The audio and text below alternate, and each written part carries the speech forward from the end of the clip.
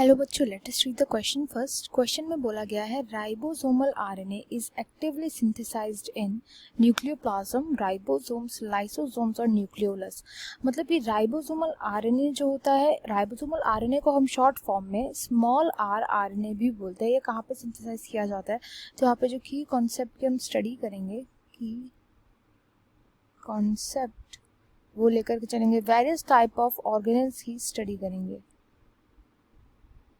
जो भी यहाँ पे ऑर्गेनल्स मेंशन्ड है इन सबके फंक्शंस देखेंगे एंड देन पता लगाएंगे कि राइबोसोमल आरएनए किसमें बनता है। बट उससे पहले राइबोसोमल आरएनए के कुछ कैरेक्टरिस्टिक देखते हैं। तो मैंने बताया कि इसको शॉर्ट फॉर्म में स्मॉल आर आरएनए भी बोला जाता है राइबोसोमल आरएनए को। राइबोसोमल आरएनए व्हेन कंबाइन करता है प्रोटीन्स के साथ तब ये स्ट्रक्चर बनाते हैं राइबोसोम का। तो राइबोसोम के पास कोई भी मेम्ब्रेन प्रेजेंट नहीं होती, इसके पास मेम्ब्रेन प्रेजेंट नहीं होती, इसकी मेम्ब्रेन एब्सेंट होती है। क्यों? क्योंकि ये केवल और केवल आरएनए एंड प्रोटीन्स का बना हुआ होता है एंड राइबोसोम का मेन फंक्शन होता है प्रोटीन की सिंथेसिस करना। तो यही जो RNA, ribosomal RNA and protein का स्ट्रक्चर होता है, ये प्रोटीन को सिंथेसाइज करने में हेल्प करता है, प्रोटीन की सिंथेसिस में हेल्प करता है। तो ये मेन फंक्शन हो गया इसके। अब बात होती है सबसे पहले न्यूक्लियोप्लाज्म की। तो न्यूक्लियोप्लाज्म के देखते हैं क्या क्या न्यूक्लियोप्लाज्म में होता है। न्यूक्लियोप्लाज्म होता क्या है? तो न्यूक्लियोप्लाज्म के अंदर दो वर्ड्स आ रहे हैं, एक आ रहा है न्यूक्लियो एंड सेकंड आ रहा है प्लाज्म। तो न्यूक्लियो का यहाँ पे मतलब होता है सिंपल सा न्यूक्लियस एंड प्लाज्म का मतलब होता है साइटोप्लाज्म। न्यूक्लियोप्लाज्म का मतलब साइटोप्लाज्म, मतलब न्यूक्लियस का जो साइटोप्लाज्म होता है उसको बोला जाता है न्यूक्लियोप्लाज्म। एंड इसका फंक्शन होता है शेप मेंटेन करके रखना, स्ट्रक्चर मेंटेन करके रखना, शेप एंड स्ट्रक्चर मेंटेन करके रखना न्यूक्लियस का।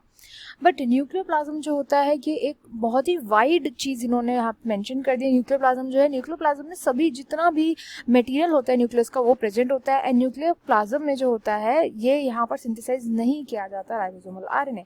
तो ये इनकरेक्ट ऑप्शन हो जाएगा न्यूक्लियोप्लाज्म। नेक्स्ट ऑप्शन को देखते हैं। नेक्स्ट में लिखा हुआ है राइबोसोम्स।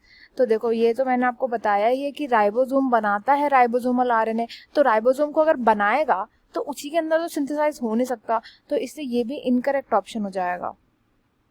राइबोसोम के अंदर राइबोसोम नहीं बन सकता, तो ये भी इनकरेक्ट है। थर्ड ऑप्शन में बोला गया है लाइसोसोम। सब लाइसोसोम को देखते हैं तो लाइसोसोम का फंक्शन होता है, इनके अंदर प्रेजेंट होते हैं हाइड्रोलिटिक एंजाइम्स। इन हाइड्रोलिटिक एंजाइम्स का फंक्शन होता है कि ये एंजाइम्स ये जो होते हैं ये ब्रेक करते हैं वेरियस टाइप ऑफ मॉलिक्यूल्स को ब्रेक करते हैं, चाहे बड़े मॉलिक्यूल हो चाहे छोटे मॉलिक्यूल हो। ये हाइड्रोलिटिक एंजाइम किसी भी मॉलिक्यूल को ब्रेक कर सकते हैं एंड ये एसिडिक पीएच में एक्टिवेट हो जाते हैं, एसिडिक पीएच में एक्टिवेट हो जाते हैं। बट लाइसोसोम्स का फंक्शन भी नहीं होता इस राइबोसोमल आरएनए को बनाना, तो ये भी इनकरेक्ट हो जाएगा। एंड लास्ट यहाँ पे ऑप्शन दिया है न्यूक्लियोलस, तो यही हमारा राइट आंसर है। न्यूक्लियोलस क्या होता है? अब इस न्यूक्लियोलस में भी देखो आप क्या क्या वर्ड आ रहे हैं। न्यूक्लियो मतलब इस ये भी न्यूक्लियस से रिलेटेड होगा। तो इसमें क्या होता है, न्यूक्लियस के अंदर एक डेंस रीजन प्रेजेंट होता है, डेंस रीजन प्रेजेंट होता है।